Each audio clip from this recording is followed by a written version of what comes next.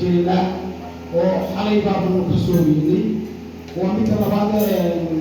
waxaan madasheena caawa aynu iyada kusii taakiidi doonaa tii golaha deegaanka laakiin se taa baarlamanka waxaan jeclaan lahay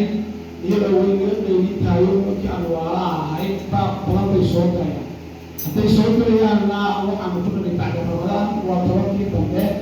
iyada waxaanu jeclaan lahay sidaa ku sheegay si bisraaxa iyo wax walba oo bilowdo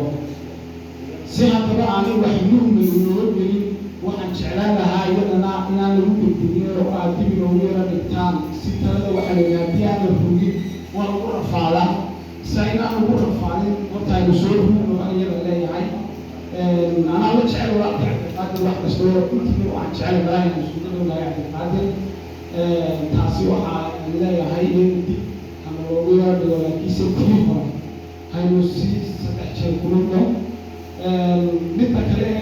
iyada keentay in aan maanta madashan aan uga faa'iidaysanaa waxa weeye gaawal xusbiga kulmiyaan waa haddaan xusbigii kulmiya ahay xusbigii waxaa musharaxiinteedii wada taawada kaa noo sharxan weli ka sharxay anagana noo sharxan weli ka sharxay si haddaba annagoo xusbigii deegaan ahaan afka deegaankana ku hadlaya anagoo awal shakhsiyadooda kuma hadlay afka deegaanka anagoo dadkaygii iyo xusbiga isku tolaya weli